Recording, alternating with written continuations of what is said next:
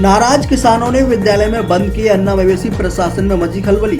UP के जनपद बांदा में फसलों के लिए मुसीबत बने अन्ना जानवरों से परेशान बदौसा के ग्राम चंदौर क्षेत्र के किसानों ने करीब 150 अन्ना मवेशियों को गांव में स्थित पूर्व माध्यमिक विद्यालय चंदौर में बंद कर गेट पर ताला लगा दिया। विद्यालय में उस समय बच्चे भी नहीं थे। मामले की गंभीरता से लेते हुए स्थानीय प्रशासन ने मौके पर पहुंचकर ग्रामीणों को समझा बुझाकर मामला शांत करवा दिया।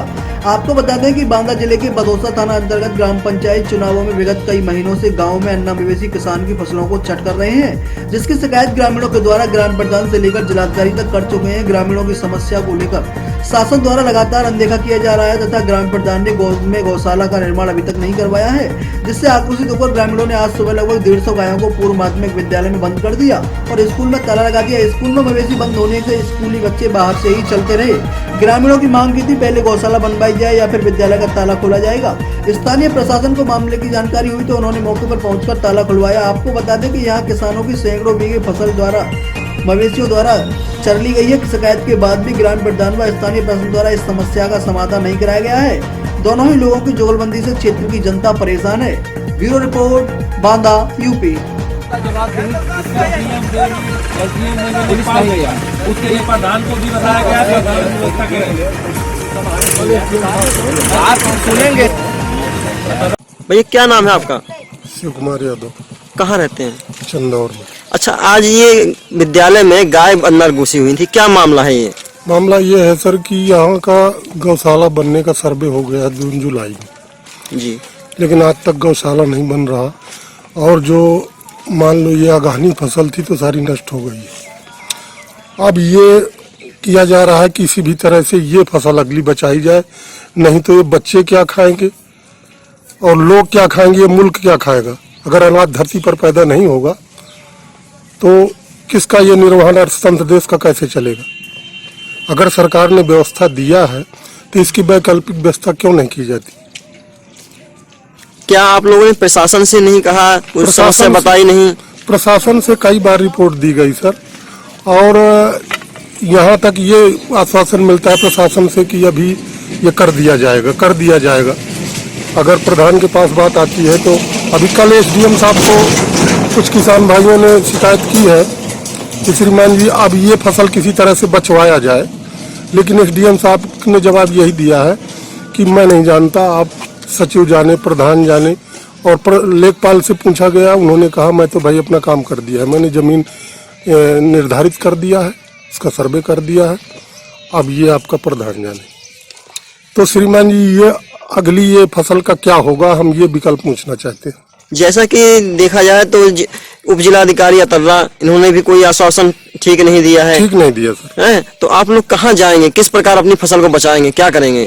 सर अब ये है कि हम किसी भी तरह से इन जानवरों को स्कूल में या कहीं भी इनको करके और उनका चारा घासा का इंतजाम कर रहे हैं सर, जब तक कोई वैकल्पिक व्यवस्था नहीं होती है। क्या सरकार से क्या कहना चाहेंगे आप, क्या संदेश देना चाहेंगे सरकार को? इस तरह लापरवाही बढ़ती जा रही है। सरकार से सर हम ये बताएंगे कि यही संदेश देना चाहते हैं कि सर हमारी भी व्यवस्था को देखी जाए गांव की, और ये किसान की समस्या को जरूर देखा जाए। जब तक किसान की समस्या नहीं सुधरेगी तब तक ये मुल्क क्या कर लेगा, ये देश क्या कर लेगा, गांव क्या कर लेगा। ये विकट समस्या कितने वर्षों से है लगभग? ये सर कई सालों से है, ये 3-4 साल से तो बहुत ही कठिन समस्या हो गई है। भैया क्या नाम है आपका? मलखान यादव।